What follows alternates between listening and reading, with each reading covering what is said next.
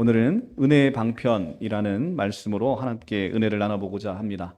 조직신학에서 은혜의 방편으로 우리가 이야기하는 것은 말씀과 성례라고 하는 우리가 세례와 성만찬, 이것을 은혜의 방편으로 조직신학에서 이야기를 하고 있습니다. 오늘은 그 첫 번째 시간으로 말씀이 무엇인가를 한번 함께 논하고자 합니다. 우리가 말씀 많이 하고 신천지서도 말씀을 많이 강조하죠. 그런데 이 말씀이 이 정체가 무엇인지를 우리가 잘 알지 못하고 있습니다. 이 말씀이라는 것은 말씀이 육신이 되어 우리 가운데 거하신 성자 예수 그리스도, 그분 자체를 가리키고 있습니다. 그래서 우리는 이 성경 자체보다 예수 그리스도 그분께서 크고 높으신 분임을 우리가 인정하고, 예수 그리스도 그분 한 분을 우리가 경배하고 그분을 따라가야 되는 것임을 우리가 성경을 통해서 알게 됩니다. 이 말씀으로 우리는 성령의 도우심 가운데 우리가 신앙을 갖게 되고, 우리가 회심하는 마음, 돌이키는 마음을 갖게 되는 것입니다. 그래서 우리는 믿음은 들음에서 나고 들음은 그리스도의 말씀으로 말미암느니라 라고 말씀하시는 것이, 우리가 말씀을 들음으로 우리 안에 믿음이 생기고, 그 믿음을 통해서 우리는 하나님에게 구원을 얻게 되고 하나님의 놀라운 자녀가 되는 이런 영광을 얻게 된다는 것입니다. 그래서 우리는 끊임없이 하나님의 말씀을 갈구하게 돼 있죠. 하나님의 말씀이 없는 자는 공허한 삶을 살 수밖에 없습니다. 세상 가운데 소망을 두고 살아가시는 많은 분들의 이 끝을 보면 세상이 공허하다는 이야기를 많이 하십니다.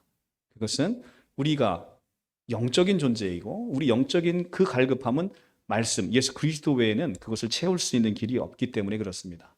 아무리 돈이 많은 사람도 그 인생은 불행하게 되어 있습니다. 하나님 없는 인생은 다 불행하다는 것입니다. 제가 장담했잖아요. 이 꽃이 처음에 3, 4주 전에 얼마나 아름다웠습니까? 그죠? 그 아름다운 꽃이, 제가 예언을 했잖아요. 이제 좀 있으면 시들 것이다. 제 예언이 적중하지 않습니까? 그죠? 우리의 모든 육체는 풀과 같다는 것입니다. 우리의 모든 육체는 풀과 같고, 이 풀은 마르게 되어 있어요. 그리고 모든 풀의 꽃은 시들게 되어 있습니다. 그런데 오직 여호와의 말씀은 세세토록 있다라고 베드로전서 1장 24절에 말씀하고 있는 것이죠. 지금 우리는, 어떤 분은 젊다라고 생각하시고 어떤 분들은 내가 아직 죽을 날이 멀었다라고 생각하실 분도 있을지 모르겠어요. 그러나 성경은 뭐라고 얘기하냐면, 모든 육체는 이 풀과 같고 풀의 꽃과 같다는 것입니다. 그래서 우리가 추구하는 모든 육체는 이렇게 풀과 같고, 우리가 추구하는 모든 영광은 이 풀의 꽃과 같아서 꽃이 떨어지고 없어지는 것이죠. 오직 하나님의 말씀만이 세세토록 있는 것입니다. 그래서 우리의 행복의 근거가 이 말씀이신 예수 그리스도에게 근거하지 아니하면 우리의 모든 소망은 헛되다라고 이야기하는 것이죠. 그래서 전도서에서 솔로몬이 전도서 1장에서 그 고백을 하는 것입니다. 헛되고 헛되니 헛되고 헛되며 모든 것이 헛되도다라고, 우리 인생의 고백의 끝이 그렇게 되면 안 되지 않겠습니까? 근데 솔로몬이 누굽니까? 세상의 모든 영광을 가진 자예요. 지금으로 따지면 마이크로소프트의 빌 게이츠보다도 더 많은 영광을 누리며 살아간 사람이 바로 솔로몬입니다. 근데 솔로몬의 최후의 고백은 그런 고백으로 되어지는 것이죠. 하나님이 없는 고백은 헛되고 헛되며 헛되고 헛되니 모든 것이 헛되도다라는 고백으로 끝나게 되는 것입니다. 그런데 하나님을 사랑하는 자, 그리고 또 하나님에게 늘 평생 이끌림을 받고 살아가는 자는 모든 인생이 복되며 모든 것이 복되도다라고 끝나는 거죠. 네, 우린 것은 그렇습니다. 우리 인생은 그렇게 복된 인생으로 말씀에 근거하여 우리 인생이 헛된 인생에서 복된 인생으로 바뀌는 것, 우리는 그것을 하나님의 은혜라고 부르고 있고, 그것이 우리의 실존이 바로 세상에서 생명으로 옮겨진, 사망에서 생명으로 옮겨졌다라고 하는 말씀의 의미가 바로 그것입니다. 말씀은 통상 우리가 로고스라고 이야기를 하죠. 로고스 많이 들어보셨죠? 로고스는 뭐 어떤 법무법인 이름일 수도 있고 세무법인 이름도 쓰고 있고 막 그렇습니다. 로고스 말씀을 통상 우리는 로고스라고 합니다. 이 로고스는 객관적이고 영원하신 하나님의 말씀으로 우리가 이해를 합니다. 요한복음 1장 그 유명한 말씀, 태초에 말씀이 계시니라, 이 말씀이 하나님과 함께 계셨으니 이 말씀은 곧 하나님이시다라고 이야기할 때, 그때 말씀이 바로 로고스입니다. 로고스. 그런데 오늘은 이 로고스 말고 우리가 이제 조직신학적으로 하나의 더 세밀히 들어가는 개념인 레마라는 것을 한번 배우고 싶습니다. 이 레마라는 것은 말씀이 한 개인에게 전해져서 그에게 각인된 주관적인 말씀, 그에게 영향을 미친 주관적인 말씀, 그것을 레마라고 부르고 있습니다. 로고스는 객관적인 하나님의 말씀이 인 반면 그 말씀이 내게 전해져서 그 말씀이 내 안에서 체화되고 영향을 준 그 주관적인 말씀, 우리는 그것을 레마라고 부른다는 것이지요. 성경을 액세서리처럼 들고 다니고 성경을 크리스천이라는 신분을 알리기 위한 것으로 활용한다면 이 성경 말씀은 그냥 로고스의 범위를 벗어나지 않는 거예요. 로고스는 객관적으로 있는 하나님의 말씀인 거예요. 그러니까 내가 인정하든 인정하지 않든 예수 그리스도는 로고스십니다. 하나님의 아들이시고 하나님이십니다. 이 로고스는, 이 객관적 그리스도는 우리가 믿음이 없어도 알 수가 있어요. 예수 그리스도 하나님이 한 분이신 것은 귀신도 믿고 떱니다. 귀신도 하나님을 알아봐요. 마귀들도 쉽게 예수님이 하나님의 아들인 것을 쉽게 알아봤다는 거죠. 이것은 믿음 없어도 우리가 알 수 있는 거예요. 그런데 그분이 나의 하나님이 되는 것, 객관적인 로고스가 나의 로고스가 되는 것, 객관적인 로고스가 나의 말씀이 되는 것, 그것은 또 다른 문제라는 것이죠. 내가 인정하지 않도, 세상 사람들이 인정하지 않아도 하나님은 계십니다. 그분이 온 우주를 붙잡고 계시고 온 우주를 통치하고 계십니다. 그것은 믿는 사람이든 믿지 않는 사람이든 동일하게 우리에게 작용하는 거예요. 그런데 그 하나님이 내 하나님인 것은 별개의 문제라는 거죠. 세상에 아버지는 많아요. 그런데 내 아버지는 단 하나지 않습니까? 세상에 어머니는 많습니다. 그럼 내 어머니는 딱 하나이듯 세상에 하나님을 알고 있는 사람은 많아요. 그런데 그 하나님이 바로 나의 하나님이 되는 것은 별개의 문제다. 우리는 그것을 레마라고 얘기를 한다는 것입니다. 신명기 6장 4절에 들으라라고 시작하는 그 쉐마라는 말씀. 우리가 이제 우리 교회에 보면 이 쉐마를 신명기 6장 4절을 아름답게 이렇게 우리 여성교회장님, 아버님 이렇게 해주셔서 걸어놓고 있잖아요. 근데 이 쉐마의 말씀은 모세가 이스라엘 백성들에게 선포하면서 들어 마음에 새기라고 외친 이 말씀인데, 이 쉐마와 같이 66권 신구약의 말씀 중에서 내게 부딪혀서 영향을 준 말씀, 우리는 그 말씀을 레마라고 얘기를 한다는 것입니다. 늘 듣던 말씀이었지만 어느 날 그 똑같은 말씀이 내 생명의 비수처럼 내 심장을 뚫고 들어와서 내 감성을 건드리고 내 영혼에 생명의 천둥번개를 치는 그 말씀, 우리는 그것을 레마라고 얘기를 한다는 것이죠. 평상시에 수도 없이 들었던 말씀이 있고 외웠던 말씀이고 내가 너무나 잘 아는 말씀이에요. 그런데 어느 날 갑자기 그 말씀이 내 인생을 강타하게 되는 것을 우리가 경험하게 되는 것이죠. 그때 로고스의 말씀이 내 안에 레마로 오게 된다라고 우리는 이야기를 하는 것입니다. 매일 듣던 설교였는데 어느 날 그 말씀이 마치 살아있는 생명처럼 내 심령을 파고 들어와서 헤집고 다니며 나를 통계하고 자복하게 하는 것을 우리가 경험하게 됩니다. 그때 우리는 은혜를 받았다고 하죠. 바로 그것이 이 말씀 로고스가 나에게 레마로 체화되는 것입니다. 나를 통곡하게 만들고 숨어 있었던 나의 죄악을 깨닫게 만들고 지금 살아왔던 나의 모든 가식된 모습을 적나라하게 드러나는 그 말씀, 그래서 내 안에 살아 숨쉬는 말씀이 되는 것, 우리는 그것을 레마라고 얘기한다는 것입니다. 우리 보면은 이제 기독교 TV에서 하루 종일 많은 말씀들이 쏟아져 나오고 있습니다. 유튜브에서 너무 많은 말씀들이 있습니다. 사실은 우리가 분별되지 않은 상태에서 말씀을 듣다가 위험성에 빠지는 경우도 많이 보게 됩니다. 그런데 그렇게 많은 말씀들이 있지만 그 말씀이 내 영혼에 아무런 영향을 주지 않는다라고 한다면 그것은 그냥 객관적으로 있는 그리스도를 내가 아는 것에 그 지식에 지나지 않는 거예요. 그 지식이 나의 마음을 파고 들어와서 내 가슴이 뜨거워지고 내 안에 영적인 스파크가 튀고 나의 모든 삶을 변화시키는 것, 우리는 그것을 레마라고 얘기를 한다는 것입니다.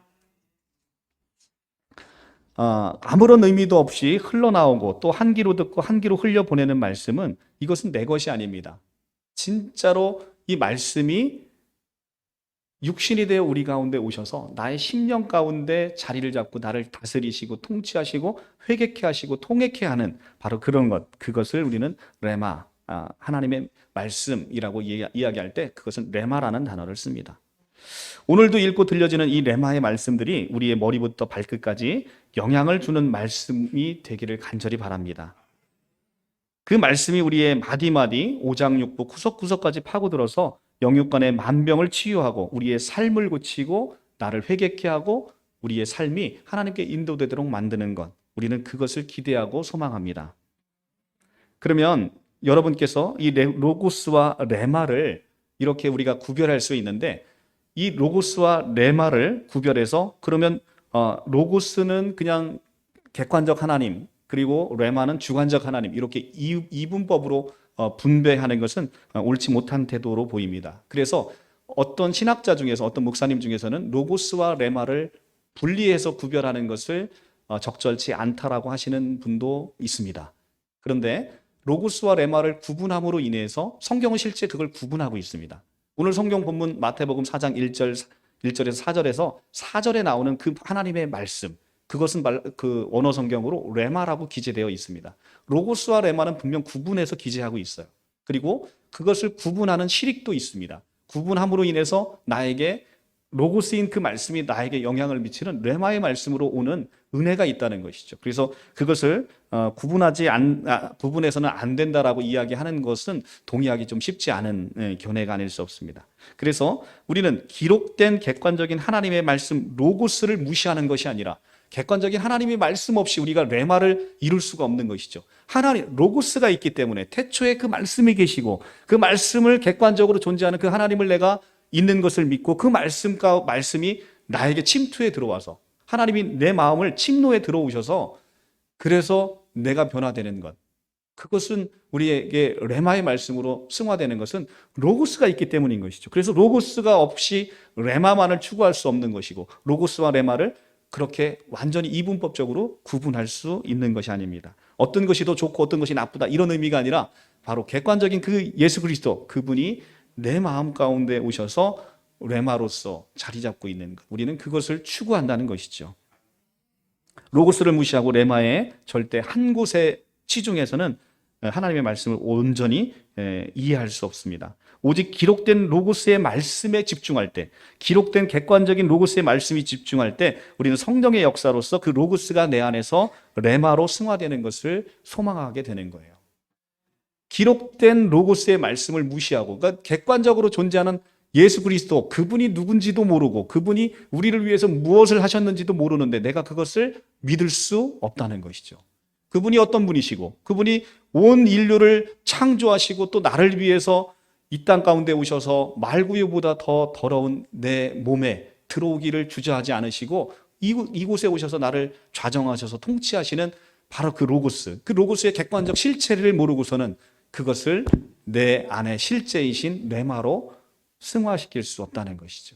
그래서 로고스와 레마는 바로 이렇게 구별이 되지만 분리되지 아니하는, 그래서 로고스와 레마가 우리 안에 이 말씀이 육신이 되어 함께 거하는 아름다운 하나의 한 하나님임을 우리가 고백하는 신앙, 바로 이 신앙이 너무나 중요하다라고 말씀을 드립니다. 두 번째, 은혜의 방편으로 말씀은 우리가 율법과 복음으로 구분합니다. 언약은 옛 언약과 새 언약이 있지요. 이 옛 언약과 새 언약이 있습니다. 새롭게 되었다라고 이야기를 하죠. 하나님께서 우리에게 새로운 언약을 주셨습니다. 그 새로운 언약은 다른 언약이 아니라 하나님께서 하시겠다는 언약입니다. 그래서 그분의 열심으로 우리는 구원을 얻게 되는 것이죠. 하나님의 열심, 그래서 내가 다 이루어서 너에게 선물하겠다라고 하는 그 언약, 그것이 바로 새 언약입니다. 그래서 우리는 하나님의 열심으로 구원을 받게 되는 것이죠. 내가 무엇인가를 열심히 해서 구원받는 것이 아니라 내가 교회 와서 예배를 열심히 드리거나 기도를 열심히 하거나 내가 말씀을 열심히 듣거나 아니면 내가 와서 교회 열심히 봉사를 하거나 우리는 그래서 그 공로로 구원받는 것이 아니라 하나님의 은혜로 값없이 먼저 구원함을 주셨다는 것이죠. 그래서 그 구원함을 받은 사람이 하나님의 은혜에 감격해서 말씀이 사모하게 되고 성도님들하고 교제 나누는 게 너무 행복하게 되고, 그래서 우리는 한 자리에 모여서 하나님을 찬양하고 싶은 거예요. 하나님을 경배하고 싶은 거예요. 하나님은 먼저 주고 시작하시는 분이지 너가 잘하면, 네가 전도 잘하면 내가 너한테 이것을 줄 것이다 라고 우리에게 그렇게 하시는 분이 아니시라는 것이죠. 그것은 옛 언약입니다. 옛 언약의 백성들에게 있어서는 율법은, 이 말씀은 너무나 무거운 말씀이에요. 그런데 신명기 30장에도 이것은 너에게 어려운 게 아니랍니다. 너무 쉽답니다. 왜? 하나님께서 다 하시는 언약이기 때문에 너무 쉬운 것이죠. 흔히 율법과 복음을 상반되는 것으로 간주하기 쉽습니다. 그러나 실상 율법은 복음을 믿을 것을 요구하고 복음은 삶에서 율법을 성취하는 데 그 목적을 두고 있습니다. 율법대로 살아가는 자, 율법은 복음을 믿을 것을 요구합니다. 왜냐하면 율법은 내 안에 있는 죄를 깨닫게 하기 때문에 그렇습니다. 율법이 613가지인데 613가지를 지켜서 너 구원을 받으라 라고 이야기를 하면 그건 우리에게 저주가 되는 것입니다. 아무도 그 율법을 지킬 수 없기 때문에 그렇죠. 그래서 이 율법은 나에게 내가 내 힘으로는 할 수 없다라는 나의 실상을 보게 되는 거죠. 그 나의 실상을 보게 되면 이제 나에게는 소망이 없구나. 그러면서 내가 나의 새로운 소망인 하나님 예수 그리스도에게 우리를 인도한다라고 이야기를 하고 있는 겁니다. 세상의 가치관과 복음의 가치관은 하나님의 성경의 가치관은 완전 다릅니다. 세상은 끊임없이 우리 귀에 속삭이고 있습니다. 이 세상의 주인은 바로 너야. 이 세상의 주인은 바로 너야. 네 힘으로 사는 거야. 라고 끊임없이 이야기를 합니다. 그런데 하나님의 말씀은 끊임없이 세상의 주인은 네가 아니야. 세상의 주인은 하나님이시여. 하나님의 통치 아래 네가 살 때 너는 그 은혜와 축복 아래 사는 거야. 라고 계속 이야기를 한다는 것이죠. 그래서 세상의 가치관과 하나님의 가치관은 충돌할 수밖에 없죠. 그래서 율법은 우리에게 우리의 실체를 우리가 얼마나 죄인임을 보고 이 죄인인 나에게는 소망이 없구나. 그래서 우리를 하나님께 인도하게 만드는 것이죠. 율법은 본디 신령한 것입니다. 로마서 7장 14절에 우리가 율법은 신령한 줄 알거니와, 율법은 본래 신령한 것입니다. 그리고 거룩하고 의롭고 선한 것입니다. 그런데 우리가 그 율법을 지키지 못함으로 문제가 발생하는 것이죠. 율법 자체는 선한 것입니다. 그래서 우리가 율법을 온전히 지키게 되면 우리는 구원함을 얻을 수 있어요. 그런데 그렇게 해서 구원함을 얻은 사람이 성경에서는 단 한 명도 없다는 것이죠. 율법의 목적은 결코 구원에 있지 않습니다. 율법은 우리를 그리스도에게로 인도하는 초등교사, 몽학 선생의 그 위치에 있다는 것이죠. 갈라디아서 3장 24절에 이 율법은 우리에게 그리스도에게 인도하는 몽학 선생이다라고 이야기를 하고 있는 것이죠. 그리스도에게 인도된 이후에 우리는 더 이상 이제 인도자 아래 있지 않습니다. 이제 율법은 우리에게 그리스도로 인도하면 그다음부터는 우리는 은혜 아래 거하게 되는 것이 다시 율법으로 돌아가는 게 아니라고 얘기합니다. 율법은 우리가 범법함으로 더하여진 것인데 이 범법함으로 더하여졌다라는 이 동사는 율법이 복음에 더하여졌다는 것을 우리에게 알려주고 있습니다. 그래서 구약의 모든 백성들도 바로 먼저 있었던 율법 이전에 있었던 복음으로 말미암아 구원을 받게 되는 것이죠. 이것이 이제 갈라디아서에 나오는 말씀입니다. 갈라디아서 3장 8절에 바로 아브라함도 복음을 전해 들었죠. 그래서 이렇게 이스라엘 백성들이 계속 범법함으로 율법이 더하여져서 죄를 깨닫게 됐는데 이 죄로 말미암아 자신에게는 이제 더 이상 나는 어떤 착한 일을 해도 내 속에 있는 이 죄성을 끊어낼 수가 없구나 라를 우리가 보면서 내 자신에게 소망이 없게 되는 것을 보게 되는 것입니다. 그리스도를 소망하게 되고 약속하신 자손 예수 그리스도를 내 안에 모시는 것을 우리가 소망하게 되는 거예요. 그분만이 오직 죄가 없으시고 그분만이 나의 구원자 되실 수 있는 분이기 때문에 우리가 오직 그분만을 소망하게 되는 거예요. 복음은 율법보다도 430년 전에 이미 전해졌습니다. 그래서 그 구원의 소식으로 아브라함에게 복음이 전해졌고 율법은 그 430년 후에 우리에게 더해진 것이고 그 율법이 구원의 언약인 복음을 폐기하지 못하고 헛되게 하지 못한다라고 갈라디아서 3장 17절에 우리에게 이야기를 해주고 있습니다. 율법은 우리의 죄악성과 상실을 밝히 드러내줍니다. 이에 우리는 율법 안에서 예수 그리스도의 용서를 발견하게 되는 것입니다. 버려진 상태에 대한 인식 없이 내 안에 있는 죄에 대한 인식 없이 우리가 용서도 구할 수 없고 구세주로서 그리스도의 참 의미를 알 수도 없습니다. 먼저 내 안에 있는 죄성과 내가 세상 가운데 이렇게 버려지고 내가 세상 가운데 이렇게 상처받는 영혼이구나 라는 것을 먼저 발견할 때 내가 세상 가운데 있으면 얼마나 소망이 없습니까? 세상이 얼마나 나를 괴롭히고 나를 곤고하게 내 인생을 파멸로 이끄는지를 여러분들 너무나 적나라하게 경험해 보셨지 않습니까?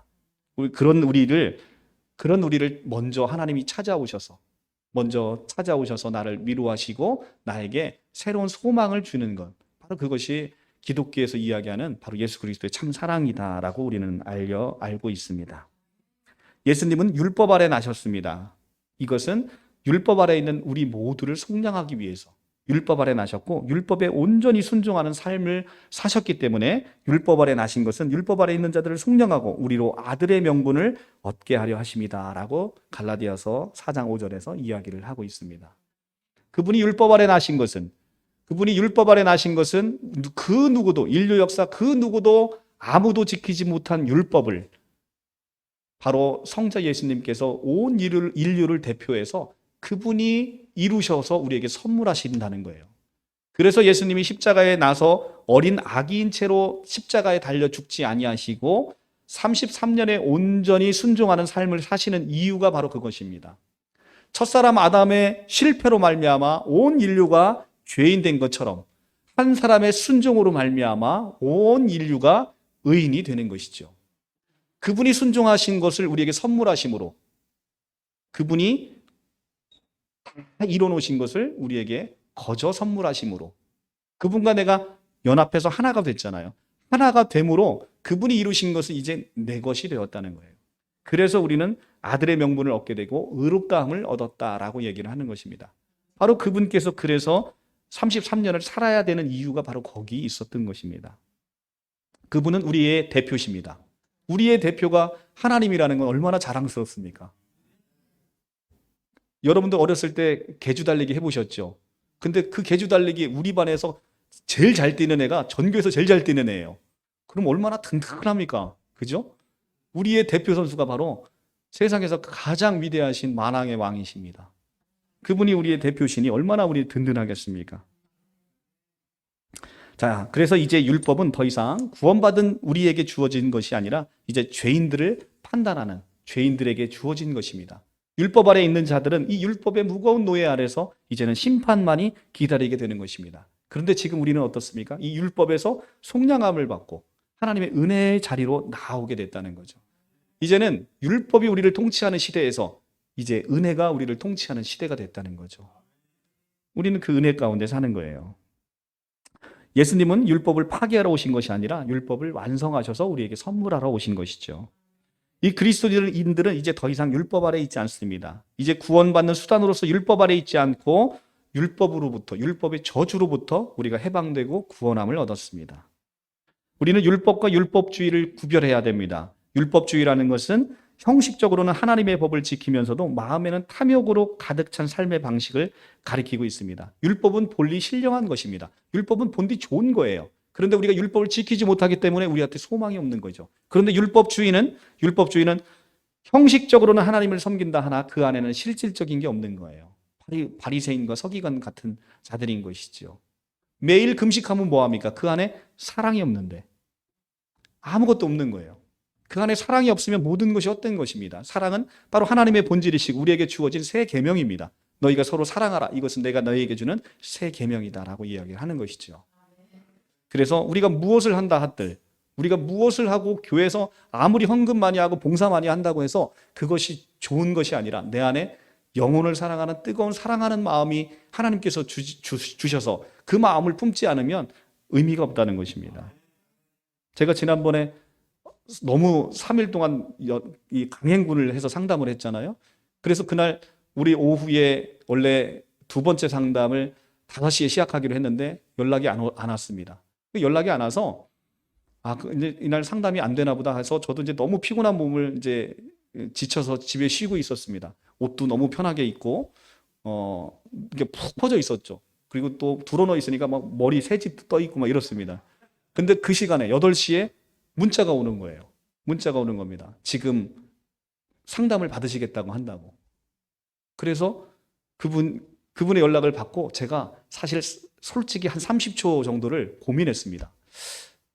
다음에 오라고 할까? 라고 고민을 했어요. 너무 힘드니까.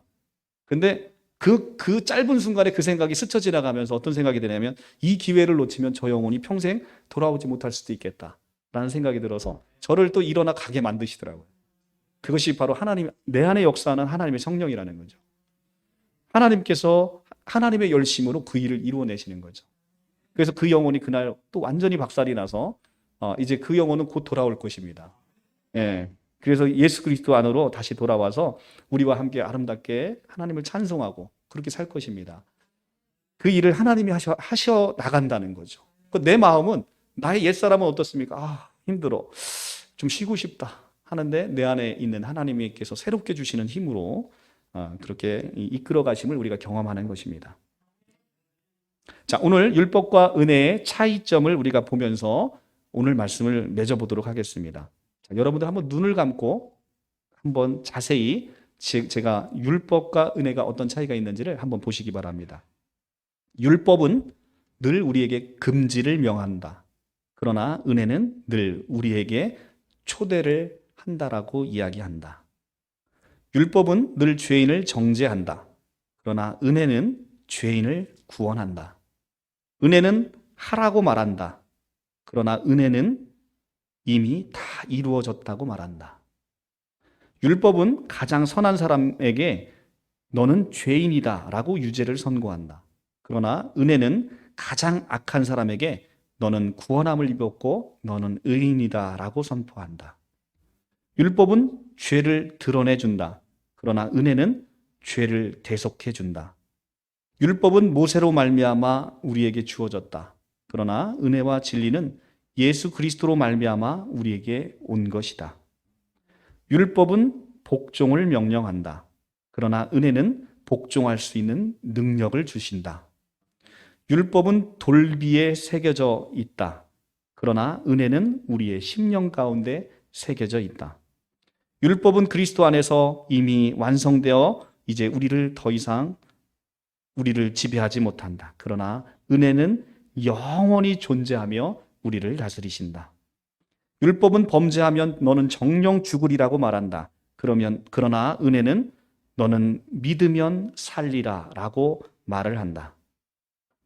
자, 이렇습니다. 이렇듯 율법과 은혜는 비교할 수 없을 만큼 큰 차이를 보이고 있습니다. 이것이 바로 옛 언약에서 살아가는 백성들과 새 언약에서 살아가는 백성들의 차이인 것입니다. 우리가 이 새 언약의 핵심을 모르면 늘 율법의 무거운 노예 아래 살아가게 되는 거예요. 그래서 교회에서도 계속해서 뭐 하지 마라, 뭐 하지 마라, 뭐 하지 마라 이 율법을 선포하게 되는 거죠.